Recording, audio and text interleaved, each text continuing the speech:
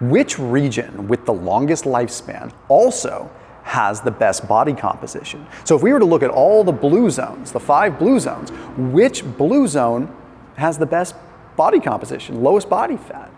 Say what you want about blue zones. I understand there's a lot up for debate there. Okay, there could very well be regions in the world that live longer than the people in these blue zones. But no one can deny that these particular regions, the blue zones, have healthy, long-living people. So we can absolutely still use this data, and it's interesting. They eat highly nutritious diets, no matter where they stand on the meat consumption versus not. They are generally lower calorie, they're generally very active, they live for a long time, and they're generally happy. So regardless, again, if they are the healthiest, longest living countries or places in the world, they are still a great pool of people to look at. So now what we need to do is we need to start comparing what's called anthropometric measures, like body types and BMI, body fat percentage, kind of overlay it with their longevity and see like which ones kind of do the best, but which ones also have the best body composition. Then we kind of analyze a little bit of what they eat to make it interesting. I put a link down below for Timeline Nutrition. Timeline is interesting because they have a unique patented compound called MitoPure, and MitoPure is what is called urolithin A. Urolithin A is a compound that can ultimately synthesize out of pomegranates. So it helps the mitochondria go through their own form of what is called mitophagy. You're refining and making the mitochondria potentially stronger. And I put a link down below for 10% off to try Timeline Nutrition's urolithin A. I notice it has made an immense dent in my recovery. So it's helped my recovery time, it's helped my soreness, and it's helped my sleep. I think the stuff is pretty interesting. And again, you can eat pomegranates, but there's no guarantee you're gonna get the effect from it. So that link is in the top line of the description underneath this video after you watch the content. Now, full disclaimer on the data when we look at these anthropometric measures. The data might not be the entire region, right? It's hard with this kind of stuff, but we did the best that we could. So there was a study that was published in Nutrients in 2020. This looks specifically at the Nicoyan Peninsula in Costa Rica compared to Sardinia. Both groups consumed large amounts of dairy, and they were consuming dairy pretty much every single day, multiple times per day. Then when it came down to legumes, both groups ate a lot of legumes, but Costa Ricans ate legumes 5 to 7 times per week, whereas Sardinia, it was more like 2 to 3 to 5, it depends, but usually on the lower side with legume consumption. And that would make sense because there's not as prevalent there as they would be like black beans in Costa Rica. Interestingly enough, with Sardinia, there was less fruit consumption, no surprise, and in Costa Rica, a significant amount of fruit consumption. And lastly, there was a difference between the coffee consumption. Anyway, let's look at their BMI data. The percentage of people with a BMI over 30 in Costa Rica was 0% for females, 3.2% for males. Not a lot of people with a BMI over 30.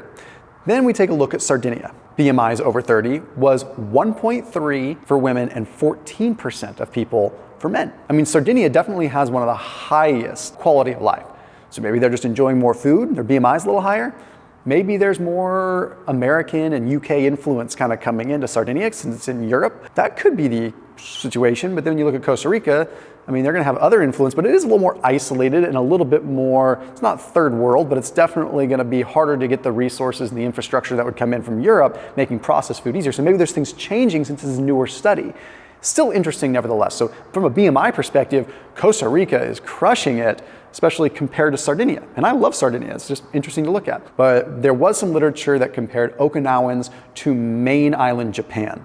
Essentially, body fat percentage was like 9.8 to 12.8% for the mainland, but compare that to 9.2 to 10.2% in Okinawa. So the Okinawans are lean. Japanese people in general are pretty lean. But when you actually factor in the overall weight too, it's interesting that the Okinawans might actually have more muscle mass too. Most importantly is when we look at the Okinawans though, and we're looking at basic BMI, their BMI was about 21.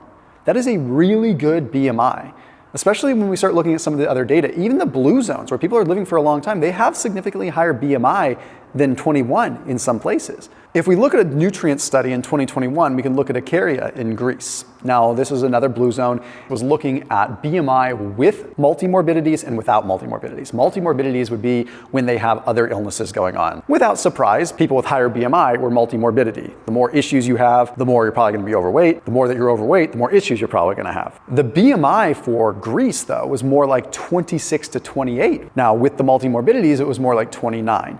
Point is that there were bigger people in Greece, for sure, bigger BMI. If you look at the chart that's on the screen, after the age of 90, multi-morbidities went down. Now, this is a slight digression from body composition. It doesn't mean that there's a linear equation between the older you get and the more issues you have. In this case, the 80s was the peak, and then as people got into their 90s, it got better. So it's like, hey, you were strong enough to survive this long, you're probably a very solid, healthy person. So once you get past this particular line, then you're like left with this ultra-filtered group of people that have just survived, and they're strong. And even though they're old, they're stronger than a lot of people were in their 70s and 80s compared to the masses, right?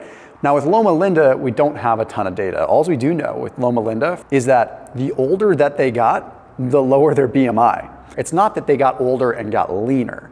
It's that the people that were overweight tended to die off, and you were left with the, again, ultra-filtered healthy people.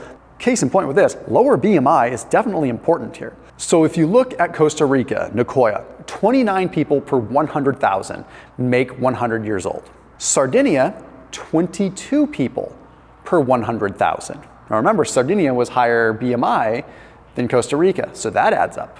In Okinawa, 50 people per 100,000. We don't have a lot of solid data on Okinawa as far as like things other than their BMI. So we know that they have the lowest BMI of all the blue zones at about 21. And what do you know? The lowest BMI also translates patterns over with the longest lifespans or the highest concentration of centenarians per 100,000. Then you have Greece, we're looking at 10 per 100,000. Interesting, because they seem to have the higher BMI. What we're finding out of this is, yes, their lifestyle is good, but the better that you can couple their lifestyle and their dietary habits with good BMI, the longer they potentially live. Loma Linda, the data was skewed. It was more like 10 to 20 people per 100,000, but we couldn't even get solid data there. It's really hard to get the data for Loma Linda. But again, it seems as though it's not as good as these other regions. So we almost have to leave Loma Linda out. It seems as though like the Okinawans and the Nicoyans take the cake with body composition and concentration of centenarians. Well, Okinawans eat a lot of sweet potatoes. They eat a lot of fish. They still consume a fair bit of dairy. They consume a lot of rice, believe it or not. But I think the biggest thing that the Okinawans are known for, they're known for their caloric deficit more than anything. Now, with the Nicoyans, we can get a little more granular with the nutrient density. Lots of like fermented maize. So they have like corn, they have legumes like the black beans. They, believe it or not, eat a lot of chicken, like locally raised chicken. They eat eggs, so they eat a little bit more protein than other blue zones, even though some people disagree. If you talk to people that have lived in the Nicoyan Peninsula, they will tell you they eat a lot more meat than people think. They eat a lot of squash, so they get a lot of beta carotene from squash, a lot of soluble fiber as well. They eat a lot of papaya. They eat a lot of what's called peach palm, which is a unique kind of fruit that's very unique to Central America. And they also consolidate a lot of their calories in the morning, which is a topic for a different day. Bottom line with all of this, BMI matters. Body composition in terms of body fat percentage matters as long as you're not getting too lean, and it coincides with your nutrient density. So Nicoyan Peninsula and Okinawa take the cake. How do we overlay those diets to have the best body composition and potential longevity? As always, I'll see you tomorrow.